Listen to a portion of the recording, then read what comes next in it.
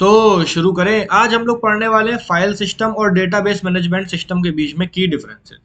अब देखो भाई, फाइल सिस्टम जो है ये हमारा सबसे पुराना सिस्टम है। इस फाइल सिस्टम में हम लोग डेटा को पहले नॉर्मल तरह से नोटपैड में, एक्सेल में या थोड़ी बहुत चीज़ों में हम लोग सेव करके रख लिया करते थे और उसको बस सेव रखते थे अपने सिस्टम पे, ऑपरेटिंग सिस्टम में। लेकिन फिर आया डीबीएमएस। डीबीएमएस एक ऐसा सॉफ्टवेयर मिले हमें जिससे हम डेटा को बहुत आसानी से सेव कर सकते थे।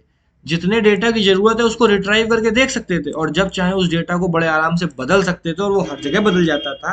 और डेटा स्ट्रक्चर को भी मैनिपुलेट कर सकते थे। मतलब समझ लीजिए कि पहले आप साइकिल चला रहे थे, ठीक है, अब आपने साइकिल में लगा ली है बैटरी बढ़िया वाली, मस्त। तो जब मन हो तो थोड़ी साइकिल चलाओ, मन हो तो घसीट दो पूरी जम के। अगर बहुत बढ़िया डेटाबेस लिया समझ लो एकदम एरोप्लेन उड़ा दी, ठीक है। तो अब हम लोग बात करते हैं इसके की डिफरेंसेस की, ठीक है। सबसे पहला क्या है, डेटा स्टोरेज।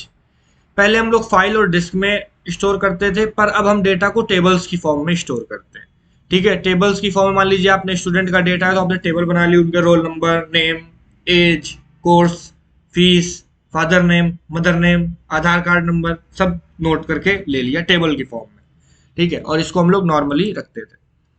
इसमें डेटा सेपरेट फाइल्स में होता था। इसमें सारा डेटा टेबल में रो और कॉलम्स में ऑर्गेनाइज होता है, ठीक है। रो कॉलम्स में अगर मैं आपको एग्जांपल देना चाहूँ तो रो कॉलम्स में आप समझ सकते हो मेरे हिसाब से तो, कि जैसे मान लीजिए आपके पास एक स्टूडेंट टेबल है, तो हर स्टूडेंट की आईडी है 101 102, Alice, Bob, 20 21, age, course ID 01 02। एक और टेबल है कोर्स टेबल, जिसमें आपके कोर्स स्टोर है। तो ये टेबल की फॉर्म में क्या किया आपने, स्टोर कर लिया। और भी जो लोग आते जाएंगे उनका टेबल की फॉर्म में आप स्टोर करते जाओगे और जब जरूरत पड़ेगी तब उस वाले का स्टूडेंट आईडी के हिसाब से आप देख सकते हो कि आप किसका डेटा देखना चाहते हो, ठीक है। तो इस तरीके से रो और कॉलम्स में, ये आपकी रो हो गई, ये आपका कॉलम हो गया, ठीक है। इस तरीके से आप डेटा स्टोर रखते हो। इसमें रिडंडेंसी हाई है क्योंकि एक डेटा कई बार रिपीट हो सकता है, आपको ढूंढना पड़ेगा, आप नहीं समझ पाओगे।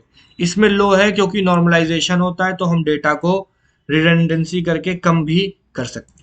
कई फाइल होने की वजह से कंसिस्टेंसी नहीं मेंटेन हो जाती है, पर इसमें एसिड प्रॉपर्टी फॉलो होती है, डेटा कंसिस्टेंसी होती है।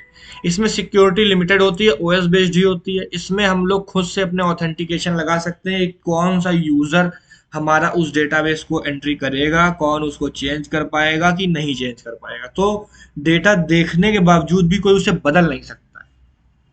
इसमें कोई ऑटोमेटिक इंटीग्रिटी चेक नहीं होते हैं, इसमें बहुत सारे ऑटोमेटिक इंटीग्रिटी चेक्स होते हैं। मान लीजिए प्राइमरी की है तो क्या है, एक रोल नंबर जिसको मिल गया उसके बाद दूसरा अगर वो रोल नंबर कोई सेम किसी और को देना चाहेगा तो वो उसको नहीं मिलेगा।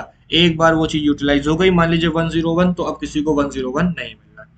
कॉन्करेंसी कंट्रोल, अगर कई सारे लोग फाइल को एग्जीक्यूट करते थे फाइल सिस्टम की तो वो कॉन्फ्लिक्ट में आ जाती थी। मान लीजिए किसी ने कोई चेंज किया लेकिन तब तक वो फाइल उस जगह पे अपडेट नहीं कर पाया और किसी ने पुरानी ही उठा ली, तो क्या हो गया, डेटा जो है वो मिसमैच्ड हो जाएगा। लेकिन इसमें क्या है, कई सारे ट्रांजेक्शन्स कई अलग जगह से हो सकते हैं, उनको देखा जा सकता है। इसमें मैनुअल बैकअप रिक्वायर्ड होता था और रिकवरी मुश्किल होती थी। इसमें ऑटोमेटिक बैकअप है और रिकवरी मैकेनिज्म भी है। ये स्लोअर है डेटा को सर्च करने के लिए। इसमें अगर हम लोग एसक्यूएल और प्रॉपर क्वेरी परफॉर्मेंस का इस्तेमाल करें तो बहुत तेज काम करती है। ये विंडो फाइल सिस्टम हो गया, लिनक्स फाइल सिस्टम हो गया, ये सब इस्तेमाल होते थे। इसमें my SQL, Oracle, Postgre SQL और एसक्यूएल सर्वर्स का इस्तेमाल किया जाता है। तो आई होप सो आपको समझ में आएगा कि मैं जो आपको बताना चाह रहा था कि क्या डिफरेंसेस हैं। आप इसका स्क्रीनशॉट ले सकते हो 1 एंड दिस इज कॉल्ड 2। पूरी प्लेलिस्ट जो है डीबीएमएस की, उसका लिंक डिस्क्रिप्शन में, आप वहां से पूरा कोर्स पढ़ सकते हो। तो मैं हूं एकांत पाठक, आप देख रहे थे एमबीटेक यूट्यूब लर्निंग चैनल। तो फिर मिलते हैं अगली वीडियो में, तब तक के लिए thank you, have a nice day.